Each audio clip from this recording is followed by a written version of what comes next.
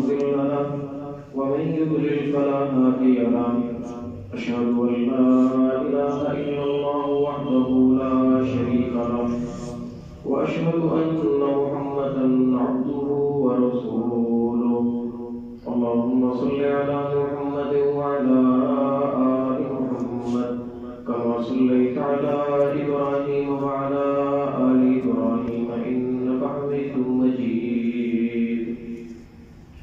اللهم بارك على محمد وعلى آل محمد كما باركت على إبراهيم وعلى آل إبراهيم إنك حميد مجيد رب اشرح لي صدري ويسر لي أمري واحلل عقدة من لساني يفقهوا قولي رب زدني علما رب زدني علما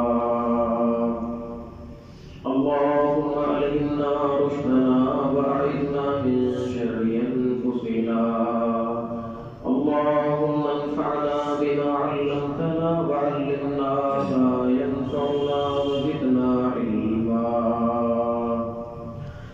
أعوذ بالله السميع العليم من الشيطان الرجيم من همزه ونفخه ونفسه يا أيها الذين آمنوا اتقوا الله حق تقاته ولا تموتن إلا وأنتم مسلمون يا أيها الناس اتقوا ربكم الذي خلقكم من نفس واحدة وخلق منها زوجها وبث منهما رجالا كثيرا ونساء واتقوا الله الذي تساءلون به والأرحام إن الله كان عليكم رقيبا يا أيها الذين آمنوا اتقوا الله وقولوا قولا سديدا يصلح لكم أعمالكم ويغفر لكم ذنوبكم ومن يطع الله ورسوله فقد فاز فوزا عظيما أما بعد فإن خير الحديث كتاب الله وخير الهدي هدي محمد صلى الله عليه وسلم وشر الأمور محدثاتها وكل محدثة بدعة وكل بدعة ضلالة وكل ضلالة في النار أعوذ بالله من الشيطان الرجيم وقال ربكم ادعوني أستجب لكم إن الذين يستكبرون عن عبادتي سيدخلون جهنم داخرين اور آپ کے رب نے کہا ہے مجھے پکارو میں تمہاری پکار سننے والا ہوں یقیناً وہ لوگ جو میری عبادت سے تکبر کرتے ہیں عنقریب ذلیل ہو کر وہ جہنم میں جائیں گے اللہ تعالیٰ کے محبوب سورۃ المومن آیت نمبر 60 اس کا مفہوم میں نے آپ کے سامنے رکھا ہے اللہ رب العالمین نے حکم دیا ہے اور انسانیت تک یہ اطلاع دی ہے قال ربکم ادعونی کہ اے نبی ان انسانوں کو یہ بتلا دو کہ آپ کا رب یہ پسند کرتا ہے کہ اس کو پکارا جائے دعا یدعو سے یہ امر ہے ادعونی دعا کرو مجھے پکارو استجب لکم میں تمہاری پکار اور دعا کو قبول کروں گا پھر فوراً اللہ نے اسی آیت میں کہا ان الذین یستکبرون عن عبادتی وہ لوگ جو میری عبادت سے تکبر کرتے ہیں پہلے بات کی کہ مجھے پکارو اور اس کے بعد کہا کہ جو نئی عبادت کرتے ہیں تمام مفسرین نے بالاتفاق ان دونوں جملوں کا اکٹھے یہی ترجمہ کیا ہے کہ یہاں پر یستکبرون عن عبادتی، عبادت کا معنی دعا کیا گیا ہے۔ تو یہ ترجمہ کیا ہے کہ جو مجھے نہیں پکارتے، جو مجھ سے دعا نہیں کرتے، جو میرے ساتھ رابطے میں نہیں رہتے، جو میری بندگی نہیں کرتے، دعاؤں سے انحراف کرتے ہیں، سَيَدْخُلُونَ جَهَنَّمَ دَاخِرِينَ، ذلیل ہو کر عنقریب جہنم میں جانے والے ہیں۔ تو یہ آیت وضاحت کرتی ہے کہ ذلت کے ساتھ جہنم میں جانے والوں سے بچاؤ کا بہترین ذریعہ وہ دعا ہے۔ اسی طرح مسند احمد میں صحیح سند کے ساتھ امام احمد ایک حدیث لے کر آئے ہیں، نبی کریم صلی اللہ علیہ وسلم فرماتے ہیں الدعاء هو العبادہ۔ اس آیت میں بھی دعا کے ساتھ عبادت کا بیان ہوا ہے، اور حدیث میں بھی یہی کہا گیا الدعاء هو العبادہ، دعا ہی عبادت ہے۔ آپ ان دو دلیلوں پر اگر غور کریں اور دین اسلام میں جتنی بھی عبادات ہیں، ان عبادات پر اگر آپ غور کریں، کوئی عبادت آپ کو ایسے نہیں ملے گی جس میں دعا کی روح شامل نہ ہو۔ تمام عبادات کی روح دعا ہے۔ اگر کسی بھی عبادت کے اندر سے دعا کو نکال دیا جائے، وہ عبادت مردہ ہو جاتی ہے۔ دین اسلام قبول کرنے کے بعد سب سے اہم ترین عبادت وہ نماز ہے۔ نماز ہے، نماز کے آغاز سے لے کر اختتام تک آپ دیکھیں، کوئی رکن ایسا نہیں ہے کہ جو دعا سے خالی ہو۔ حتیٰ کہ نماز سے پہلے وضو ہے، وضو کا آغاز بھی بسم اللہ سے ہوتا ہے۔ بسم اللہ بہت بڑی دعا ہے۔ بسم اللہ کے بہت سارے ترجمے ہیں، ایک ترجمہ آپ کے سامنے رکھتا ہوں۔ گرامر کی روح سے با جو ہے، لفظ با، یہ کوئی 17 معنوں کے لیے استعمال ہوتا ہے۔ ان میں سے ایک معنی ہوتا ہے الباء للاستعانہ، با استعانت کے لیے ہوتی ہے۔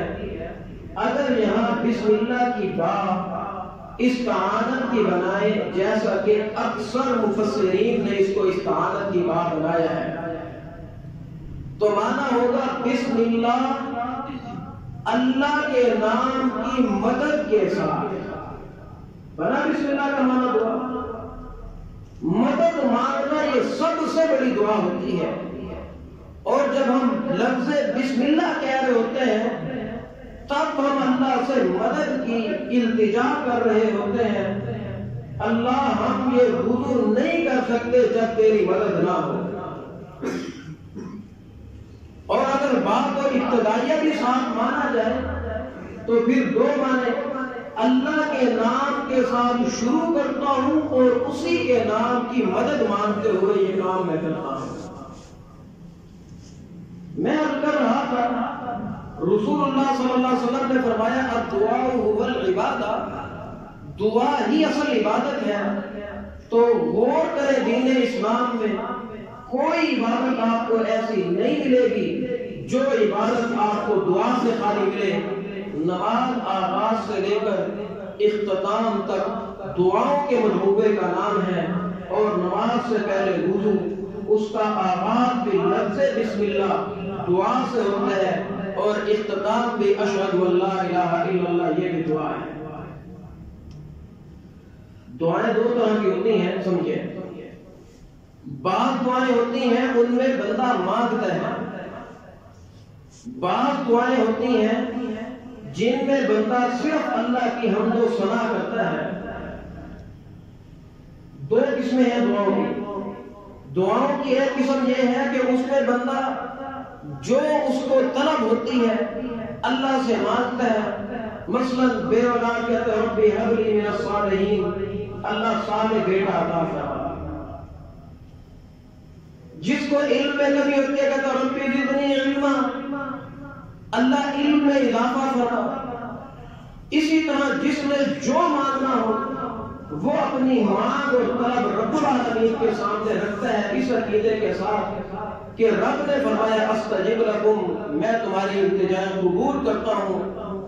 دعا کا ایک یہ ادب ہوتا ہے، ایک یہ قسم ہے کہ جس میں مانگا گیا ہے۔ مانگنے والی دعائیں بھی کثرت کے ساتھ قرآن و سنت سے ثابت ہے، اس کا ہم تذکرہ کریں گے انشاءاللہ۔ اور دوسری قسم دعاؤں کی وہ ہے جس میں بندہ اپنی آوازاری نہیں رکھتا، بس اللہ کی حمد و ثنا کثرت کے ساتھ کرتا ہے۔ اس کی مثال اہل علم نے اس انداز سے دی ہے۔ یہ جو دوسری قسم دعاؤں کی ہے، اگرچہ بندے کا دل اس وقت مطمئن ہوتا ہے جب اپنا مطالبہ رب کے سامنے رکھے، مثلا اللہ مجھے کھانا دے، مجھے رزق دے، مجھے اولاد دے، بندے کو تسلی ہوتی ہے کہ اب میں نے مانگ لیا ہے۔ لیکن جب ایمان کا بہت اعلیٰ درجہ ہو جائے، بندہ اپنی التجا نہیں رکھتا، بس خالق کی حمد و ثنا بیان کرتا ہے۔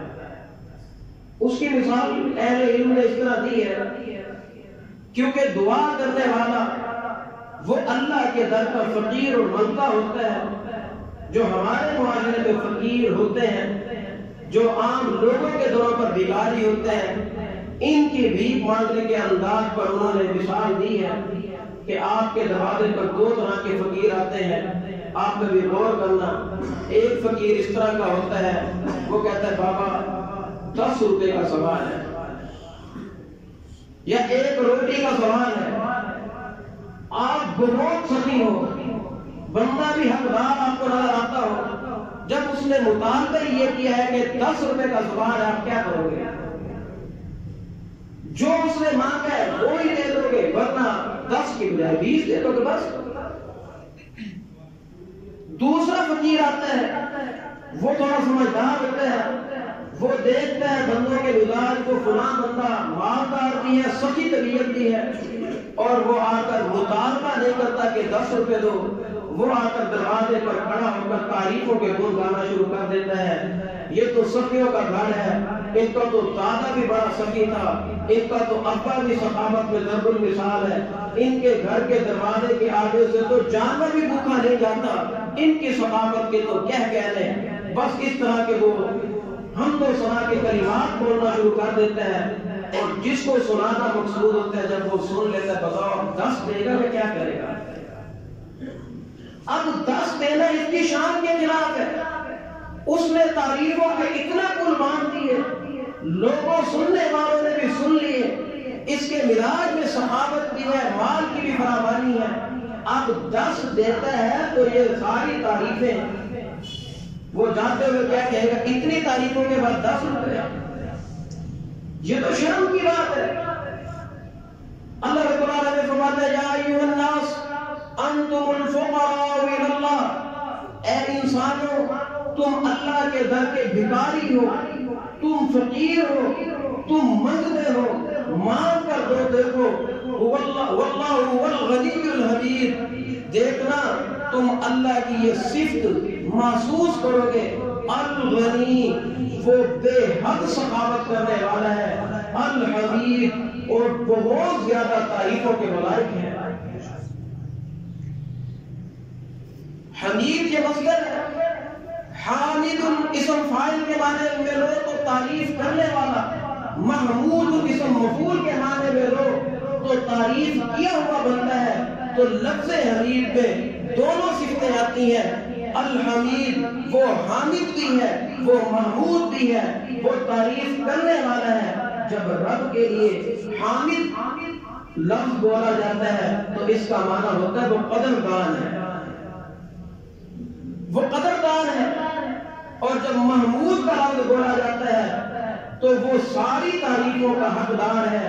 اس لیے جب بھی تمہاری زبان کبھی کسی کی تعریف میں جنبش کرنا چاہے تو ان تعریفوں کی حقدار ذات فقط الحمید رب العالمین کی ذات ہے. مانا سمجھنا، ایھا الناس، اللہ نے اعلان کیا اے انسانوں، اے سارے انسانوں کی جماعت، انتم الفقراء الی اللہ، تم اللہ کے در کے منگتے اور بھکاری ہو. اور اللہ کے در کا منگتا ہونا، فقیر ہونا، بھکاری ہونا بندے کی سب سے بڑی شان ہے. جو اللہ کے در کا فقیر ہوتا ہے وہ سارے غیروں کے دروں سے وہ بے نیاز ہو جاتا ہے، وہ لوگوں کی محتاجیوں سے بچ جاتا ہے. اور جس کو اللہ کے در کا فقیر ہونا شرم کی بات محسوس ہوتی ہے، اللہ اس کو یہ سزا دیتے ہیں کہ وہ در در کی ٹھوکریں کھاتا ہے، وہ در در کی خاک چھاننے پر مجبور ہو جاتا ہے. وہ ٹکے ٹکے کے انسانوں کے آگے اپنے ماتھے کو جھکا رہا ہوتا ہے، وہ ہلکی پھلکی چیزوں کا خوف دل کے اندر جما رہا ہوتا ہے. اس کو یہ سزا ملی ہے کہ اس نے اللہ کا فقیر ہونے میں توہین محسوس کی. اللہ نے ساری مخلوق کا اس کو بھکاری بنا دیا کہ در در کی تو خاک چھانتا ہے، تیرا حق ہے، تو اللہ کے ساتھ شرک کرنے والا ہے. تو اس سے بھی پتہ چلتا ہے کہ جہاں دعا کا بیان ہوتا ہے، دعا ہی اصل عبادت ہوتی ہے. جو دعا سے انحراف کرتا ہے نتیجتاً وہ شرک کی دلدل میں پھنس جاتا ہے، شرک کی دلدل میں پھنستا ہے. میں معنی واضح کرنا چاہتا تھا، ایھا الناس انتم الفقراء الی اللہ، اے انسانوں تم سارے اللہ کے در کے فقیر، اللہ کے در کے بھکاری ہو، فقیر ہو، منگتے ہو، کمزور ہو، کچھ بھی نہیں، صرف ایک اللہ هو الغنی، بہت سخی ہے، بہت مالدار ہے. اللہ فرماتے ہیں ان تعدوا نعمت اللہ لا تحصوها، اگر تم اللہ کی نعمتیں گننا شروع کر دو تو تم گن ہی نہیں سکتے. جدید ترین دور ہے، کروڑوں کھربوں کی گنتیاں، مشینیں، کیلکولیٹر ہے، کمپیوٹر ہے، کھربوں اربوں کی گنتیاں سیکنڈوں میں بندہ گن لیتا ہے. لیکن آج تک اس ساری ترقی کے باوجود سائنس یہ نہیں بتا سکی کہ فضا میں موجود کہکشائیں اور کہکشائیں کل کتنی ہیں اور ہر کہکشاں میں کل ستاروں کی تعداد کتنی ہے. اندازے اور عقل بچوں کے علاوہ کچھ نہیں بتا سکے. کروڑوں کہکشائیں، ایک ایک کہکشاں میں کروڑوں کھربوں ستارے، اور ایک ایک ستارہ آپ کی سائنس کہتی ہے اتنا بڑا بڑا ہے کہ آپ کے یہ ساتوں بر اعظم، یہ پوری دنیا، یہ پوری زمین، یہ ساتوں بر اعظم، ساتوں سمندر اٹھا کر اگر ایک ستارے میں ڈال دیے جائے تو زمین ویسے ہی گم ہو جائے. اتنا وہ الغنی ہے، الغنی وہ مالدار ہے، ساری طاقتیں اس کے پاس ہیں، سارے خزانے اس کے پاس ہیں، سارے اختیارات اس کے پاس ہیں. آپ جو مرضی مانگ لو، آپ مانگنے والے تو بنو، آپ مانگ کر تو دیکھو. آپ کی عقل میں وہ مانگ آ نہیں سکتی، وہ سوال آ نہیں سکتے.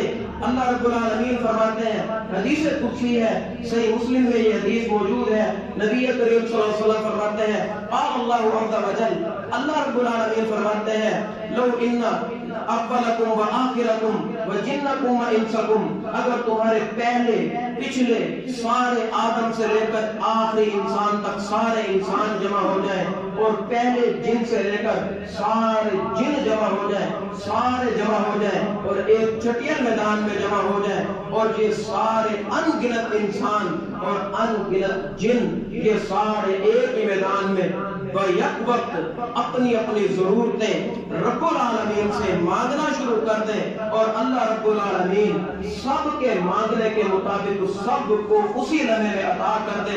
اللہ کی کائنات میں، اللہ کے مال میں، اللہ کی صحابت میں ایک ذرہ بھی فرق آنے والا نہیں ہے.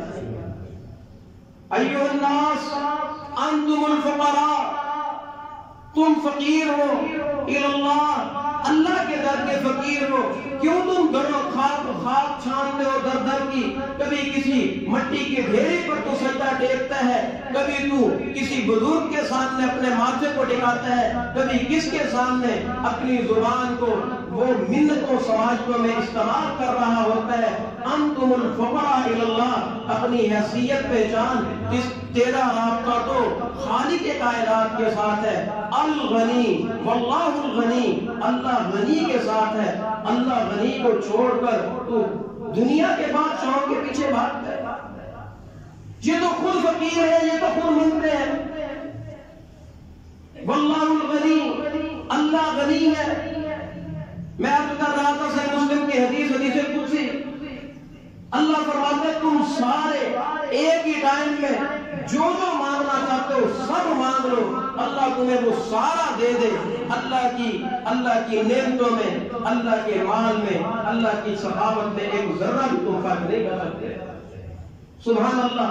الحمید، الغنی پہلے بتا دیا، پہلے آپ کو آپ کی حیثیت بتائی۔ آپ فقیر ہو، پریشان نہ ہو، کس کے در کے فقیر ہو۔ مجھے اور آپ کو اگر فقیر بنا دیا جاتا، ساتوں برے آدموں کے بادشاہ کا فقیر بنا دیا جاتا، تب بھی ہماری بہت ساری ضرورتیں پوری نہ ہوتی۔ دنیا کا بڑے سے بڑا بادشاہ ہو، دنیا کا بڑے سے بڑا بادشاہ ہو، آپ اس کے خاص الخاص سیکٹری بن جائے، وہ بادشاہ آپ کو کہ جو مانگنا چاہتے ہو آپ کی ساری مانگ پوری کریں گے، اور آپ جاؤ بیمار ہو کر آپ اس کو کہو مجھے شفا دو، دے سکتا ہے؟ نہیں دے سکتا، نہیں دے سکتا۔ دنیا کے بڑے سے بڑے کرنی بھرنی والے پیر بزرگ کے ساتھ آپ کا رابطہ ہو اور وہ کہے جو آپ کو چاہیے، میں ایسے تقرب پہ پہنچا ہوا ہوں، مجھ سے جو مانگو، تم میرے خاص ہو گئے ہو، تم مجھ سے مانگو، میں اللہ سے دلواؤں گا۔ بھلا وہ دلوانے پر قادر ہے؟ نہیں، وہ تو خود بھی ایھا الناس انتم الفقراء اس میں شامل ہے، وہ تو خود مانگنے والا ہے۔ وہ یہ کیوں نہیں کہتا مجھ سے مانگنے کی بجائے یہ کیوں نہیں کہتا میں جس سے مانگتا ہوں تو بھی اس سے مانگ؟ بالفضل وہ آپ کو کہہ دے اور آپ سمجھے سارے بزرگوں کی بزرگی پر اس کا قدم ہے، آپ اس سے مانگ کر دیکھیں۔ آپ بے اولاد ہیں، آپ اس سے اولاد مانگیں۔ اللہ کی قسم اٹھا کر کہتا ہوں، اللہ نہ دے تو وہ اولاد نہیں دے سکتا، اللہ نہ دے تو وہ اولاد نہیں دے سکتا۔ تو پھر کس بھول کا شکار ہو؟ ایسے الغنی الحمید کو چھوڑ کر کبھی کس کے در کی خاک چھاننی، کبھی کس کے در کی خاک چھاننی۔ سمجھدار بنو، اس آیت میں یہ پیغام ہے، ایھا الناس، اے انسانوں، انتم الفقراء الی اللہ، تم اللہ کے در کے فقیر ہو، اللہ کے در کے فقیر ہو۔ پھر دل میں یہ خیال آتا ہے فقیر تو ہم اللہ کے در کے بن گئے، ممکن ہے کہ ہماری وہ فلاں ضرورت پوری نہ کر سکے، فلاں نہ کر سکے، فلاں نہ کر سکے۔ فوراً اللہ نے اپنی صفت بتائی، واللہ الغنی، وہ غنی ہے، اس کے پاس سارے خزانے موجود ہیں، تم کسی قسم کا خزانہ مانگ کر دیکھو وہ عطا کرنے پر قادر ہے۔ الحمید، وہ حامد بھی ہے، محمود بھی ہے، تعریف کے لائق کیا تعریف ہے اسی کے لیے کرو، وہ قدردان ہے، تعریفیں اس کے لیے کرو، وہ قدردان ہے۔ کیسے قدردانی کی؟ لا الہ الا انت سبحانک انی کنت من الظالمین۔ اللہ کی یہ تعریف نبی یونس علیہ السلام نے مچھلی کے پیٹ میں کی، اللہ نے قدردانی کی، اللہ نے قدردانی کی، بحفظ و امان مچھلی کے پیٹ سے باہر لایا۔ حسبنا اللہ و نعم الوکیل، نبی ابراہیم علیہ السلام نے آگ میں جانے سے پہلے کہا، اللہ نے قدردانی کی جب نبی ابراہیم علیہ السلام کو ظالموں نے آگ میں ڈالا، انہوں نے اللہ سے رابطہ کیا، جیسا کہ اللہ نے کہا کہ قال ربکم ادعونی استجب لکم، مشکلوں میں، تنگیوں میں، پریشانیوں میں مجھے پکارو، استجب لکم، میں تمہاری دعا کو، التجا کو قبول کروں گا۔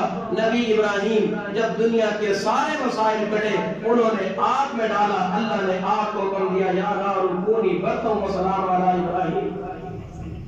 آگ ہمارے ابراہیم کو تپش نہیں پہنچنی چاہیے، ٹھنڈی ہو جائے ہمارے ابراہیم پر، آگ کو ٹھنڈے کرنے پر بھی وہی قادر ہے۔ الغنی، وہ غنی ہوا، آگ کو ٹھنڈا کرنے پر قادر، چھری کو کاٹنے کی صرف ختم کرنے پر قادر ہے، اور جب وہ مارنے پہ آئے تو اپنے دشمنوں کو، صحیح مسلم کی حدیث، نبی کریم علیہ السلام فرماتے ہیں اللہ کا ایک دشمن تکبر کے نشے میں چور، بالوں کے اس نے مختلف ڈیزائن بنائے ہوئے تھے، بالوں پر تکبر کر رہا تھا، قیمتی کپڑے اس نے پہنے ہوئے تھے، ان کپڑوں پر تکبر کر رہا تھا، اور اس میں جو حدیث میں جرم بتایا گیا، بڑا جرم اس کا یہ تھا، شلوار اس نے ٹخنوں سے نیچے کی ہوئی تھی اور تکبر والی چال چلتے ہوئے جا رہا تھا۔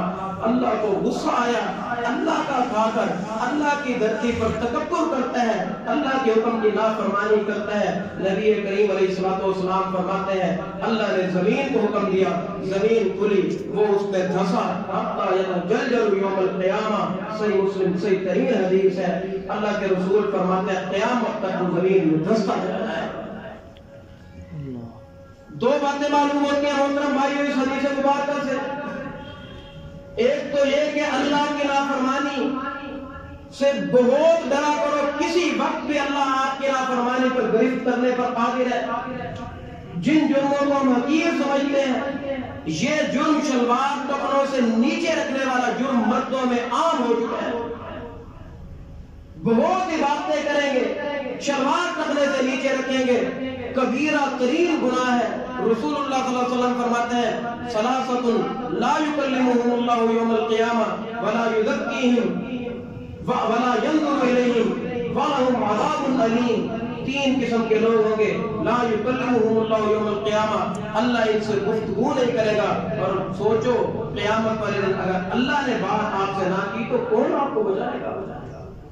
ولا یزکیہم، گناہوں سے پاک نہیں کرے گا، ولا ینظر الیہم، اور نظر رحمت سے نہیں دیکھے گا، وَلَهُمْ عَذَابٌ عَلِيمٌ، دردناک عذاب ہوگا ان تین بد نصیبوں کے لیے۔ وہ کون ہے؟ ان میں سے ایک بد نصیب المسبل، جو اپنے کپڑوں کو ٹخنے سے نیچے رکھتا ہے، ہو فقیر، کرے تکبر، اللہ کو غصہ آتا ہے۔ المسبل، شلوار کو ٹخنے سے نیچے لٹکانے والا، بہت بڑا جرم ہے۔ آپ صلی اللہ علیہ وسلم نے فرمایا اللہ نے اسی جرم میں، یعنی تکبر کر کے شلوار ٹخنے سے نیچے کپڑے کو گھسٹاتے ہوئے، بالوں پر فخر کرتے ہوئے اور جا رہا تھا، اللہ کی دھرتی پر رہ کے، اللہ کی زمین پر رہ کے، اللہ کی نعمتوں کو استعمال کر کے اللہ کا شکر ادا کرنے کی بجائے وہ تکبر والا چال چلتے ہوئے جا رہا تھا۔ اللہ نے زمین کو حکم دیا، دھسا دیا، حتی یتجلجل یوم القیامہ، قیامت تک دھستا جائے گا۔ ایک تو میں نے کہا، ایک بات یہ معلوم، اللہ کی نافرمانی کرتے ہوئے بے حد ڈرا کرو، بے حد ڈرا کرو، بے حد ڈرا کرو، ورنہ کسی وقت بھی کسی نافرمانی پر گرفت ہو سکتی ہے۔ جب اللہ گرفت کر لے پھر کائنات والے سارے مل کر چھڑوا نہیں سکتے۔ دوسری بات، هو الغنی، وہ غنی ہے، اس کے مال کا اندازہ ہوتا ہے حدیث سے، کیسے اس کے خزانوں کا، طاقتوں کا اندازہ ہوتا ہے۔ جس زمین پر ہم رہ رہے ہیں اسی کے متعلق آپ نے فرمایا اس میں وہ دھسا ہے، حتی یتجلجل یوم القیامہ، قیامت تک دھستا چلا جائے گا۔ اندازہ لگاؤ یہ زمین کتنی موٹی ہے، حدیث کہتی ہے قیامت تک دھستا چلا جائے گا۔ صحیح حدیث ہے، میرا ایمان ہے کہ وہ اب بھی دھستا جا رہا ہے۔ تو اس کا مطلب ہے زمین ابھی جا رہی ہے نا نیچے، وہ دھستا جائے گا قیامت تک۔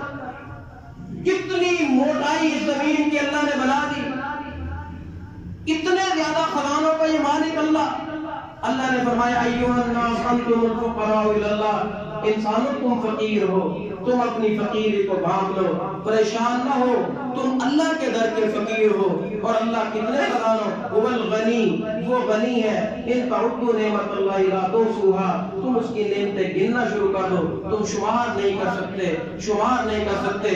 دنیا کے کیلکولیٹر فیل ہو جائیں گے، کمپیوٹر فیل ہو جائیں گے، بڑے بڑے سائنسدان ان کی ساری سائنس فیل ہو جائے گی، ایک چیز کی تحقیق کرنا شروع کرتے ہیں، ایک ذرے کی تحقیق کرنا شروع کرتے ہیں، آنے والے 50 سال بعد کہتے ہیں اس ذرے کے بھی 3 حصے ہیں، پھر اس کے اندر نیوکلیس اور اس کے اندر پتہ نہیں کیا کہنا گیا۔ کہاں یہ اپنا ان تعدوا نعمت اللہ لا تحصوها، تم نہیں اپنا اللہ کی نعمتیں گن سکتے۔ اس لیے اس موقع کو غنیمت جانو، اس لیے اپنے عقیدوں کی اصلاح کرو، ایسے خام خواہ مایوسی کی پریشانی کی زندگی نہ گزارا کرو۔ تمہارا تو خالق کائنات سے تعلق ہے، وہ غنی ہے، سارے خزانوں کا مالک ہے، الحمید، تعریفوں کے لائق بھی وہ ہے، قدردان ذات بھی وہ ہے، جو اس کی تعریفیں کرتا ہے وہ اس کی قدردانی کرتا ہے۔ آپ تاریخ انسانی کا مطالعہ کر کے دیکھیں، جس نے بھی اللہ کی تعریف کی ہے اللہ نے اس کی ایسے قدردانی کی ہے۔ اللہ خود فرماتے ہیں وَمَن يَتَّقِ اللَّهَ يَجْعَل لَّهُ مَخْرَجًا وَيَرْزُقْهُ مِنْ حَيْثُ لَا يَحْتَسِبُ، جو اللہ سے ڈر جائے، اللہ سے تقوی اختیار کر لے، اللہ رب العالمین اس کے لیے تنگیوں سے راہ نجات بھی بنا دیتے ہیں، اور اللہ اس کو وہاں سے رزق دیتے ہیں جہاں سے اس کو گمان بھی نہیں ہوتا۔ تصور کریں، فرعون نجومیوں نے کہا کہ تیری سلطنت میں ایک ایسا بچہ پیدا ہونے والا ہے جو تیری حکومت کا قابل ہوگا، تیرا دشمن پیدا ہونے والا۔ نجومیوں نے اپنے علم نجوم کے دور پر ایک اندازہ لگایا، انا ربکم الاعلی کا دعویٰ کرتا تھا۔ اس نے کہا یہ کوئی بات ہے، میرا دشمن انہی سال میں اسی سال پیدا ہونا ہے؟ انہوں نے کہا ہاں ہمارا علم نجوم یہی کہتا ہے اسی سال پیدا ہونا ہے۔ کہنے لگا میں اختیارات والا ہوں، میں اختیارات والا ہوں، اس سال پیدا ہونے نہیں دوں گا، پہلے تو پیدا نہیں ہونے دوں گا، جو پیدا ہوگا تو آپ تلاشی لو، گھروں میں جا کر بچوں کو ذبح کر دو۔ سارے بچے ذبح کروا دیے۔ اللہ نے نبی موسیٰ کو پلوایا تو فرعون کے بال سے پلوایا۔ الحمید، وہ قدردان ہے، وہ رزق دیتا ہے۔ اس نے اللہ کی الوہیت میں شراکت کرنے کی کوشش کی، اللہ کے اختیارات کو ہاتھ ڈالنے کی کوشش کی۔ اللہ ایک جان کو بچانا چاہتا ہے، یہ ننھے بچوں کو قتل کروا کے اپنے دشمن سے بچنا چاہتا ہے۔ اللہ رب العالمین نے بھی کہا تو خود پالے گا، بڑی محبت سے پالے گا۔ شاہی گھر میں نبی موسیٰ پلے یا نہیں پلے؟ انتم الفقراء الی اللہ، تم اللہ کے در کے فقیر ہو، واللہ هو الغنی الحمید، وہ تو غنی ہے، وہ تو خزانوں کا مالک ہے۔ اس لیے محترم بھائیوں، اللہ سے مانگنے کے حوالے سے ایک ہی ادب اس کے حوالے سے میں نے کافی ساری وضاحت کرنے کی کوشش کی ہے کہ سب سے پہلے تو مانگنے والوں کو یقین ہونا چاہیے کہ میں فقیر ہوں، جس سے مانگ رہا ہوں وہ غنی ہے۔ ہمیں اصل یقین نہیں آتا، ہمارا وسائل پر یقین ہوتا ہے، اسباب پر یقین ہوتا ہے، تعلقات پر یقین ہوتا ہے، سند اور ڈگری پر یقین ہوتا ہے، اللہ کی ذات پر ہمارا توکل بند نہیں ہوتا۔ اب پڑھ کر تو دیکھیں انبیاء کی سیرت، نبی زکریا علیہ السلام بوڑھے ہو گئے ہیں، واشتعل الرأس شیبا، بال جو ہے سر کے، داڑھی جو ہے سر کے بال سفیدی سے بھڑک اٹھے ہیں، دور سے سفید بال چمکتے ہوئے نظر آتے ہیں، ایسا بڑھاپا ہے، اور ہڈیوں میں گودا ختم ہو چکا ہے۔ مریم سلام اللہ علیہا کو محراب میں دیکھا، مریم علیہ السلام کو دیکھا، بے موسم میوے لے کر بیٹھی ہیں۔ نبی زکریا نے کہا مریم یہ کہاں سے، یہ کہاں سے؟ تو اس نے کہا اللہ نے دی ہے۔ الغنی، سمجھ آیا مانا ایھا الناس انتم الفقراء الی اللہ واللہ هو الغنی، اللہ غنی ہے، بے موسم میوے جو مریم کو دے سکتا ہے۔ نبی زکریا علیہ السلام نے موقع کو غنیمت جانا کہ بے موسم میوہ بوڑھے زکریا کو اللہ بیٹا بھی دے سکتا ہے۔ ہاتھ اٹھائے، قرآن کہتا ہے سورہ مریم پڑھ کر دیکھیں، نبی زکریا علیہ السلام ایسا ایسا دعا کر رہے تھے کہیں کوئی سن کر ان پر ہانسی نہ دے کہ بابا بڑھاپے میں بات نہ۔ نبی ندان خفیہ کے لفظ ہیں، شرما کر دعا کر رہے تھے کہ لوگ سنیں گے ہنسیں گے، لیکن الغنی سے جو مانگتا ہے الغنی دینے پر قادر ہے۔ زکریا علیہ السلام آہستہ آہستہ چھپ چھپ کر کمرے میں محراب میں چھپ کر آہستہ آواز کر کے اللہ سے مانگ رہے ہیں، اللہ مجھے اکیلا نہ چھوڑ، اللہ میرا وارث پیدا کر دے، اللہ مجھے صالح بیٹا عطا فرما دے۔ اللہ نے خوشخبری دی، بیٹا دیا، نام سمیت دیا، بیٹا دیا، نام سمیت دیا۔ اللہ فرماتے ہیں ہم آپ کو بیٹے کی خوشخبری دیتے ہیں اور بیٹے کا نام ہم نے رکھا ہے یحییٰ۔ یحییٰ کا معنی ہوتا ہے زندہ، زندگی سے، حیات سے۔ اللہ کہتے ہیں میں نے بیٹا دیا اور بیٹے کا نام یحییٰ ہے، یعنی بیٹا مل جاتا اور ڈر رہتا کہ پتہ نہیں بچپن میں فوت ہو جائے گا تو ماں باپ کے لیے بڑا غم ہوتا ہے۔ اللہ نے نام اس کا زندگی رکھ دیا، نام ہی زندگی رکھ دیا۔ تو محترم بھائیو، ایھا الناس انتم الفقراء الی اللہ، اے انسانوں اپنی حقیقت جانو کہ تم سارے اللہ کے در کے فقیر ہو، اور جس اللہ کے تم فقیر ہو، الغنی، وہ غنی ہے، سارے خزانوں کا مالک ہے۔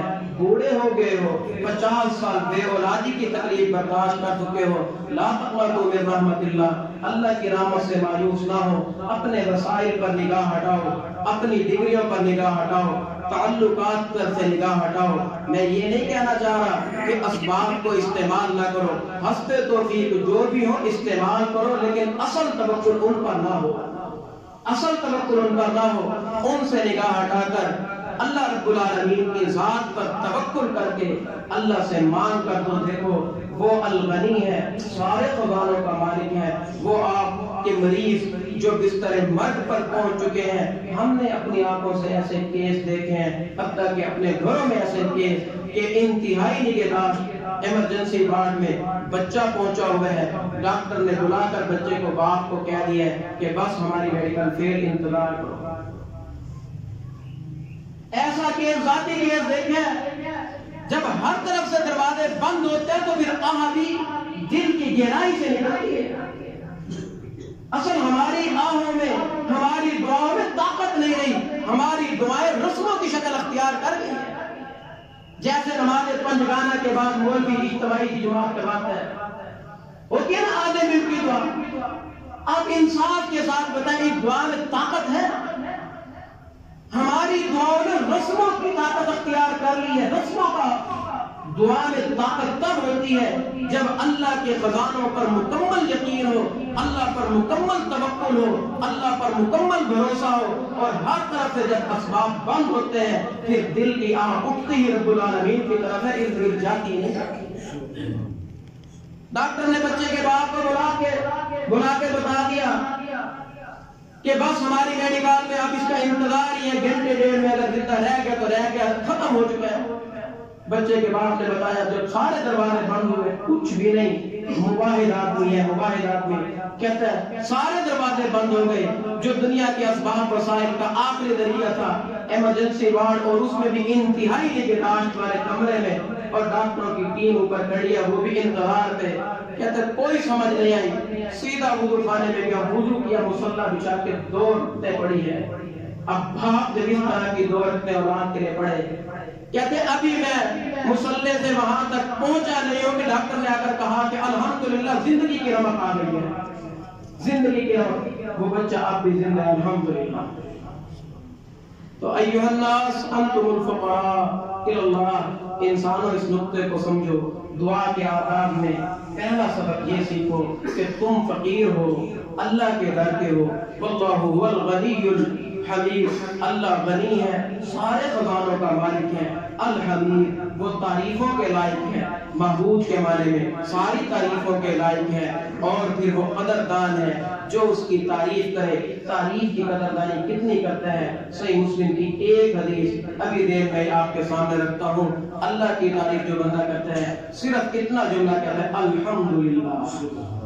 کیا کہتا ہے؟ الحمدللہ۔ رسول اللہ فرماتے ہیں تملأ المیزان، اللہ نیکیوں والے ترازو کو بھر دیتے ہیں، تملأ المیزان۔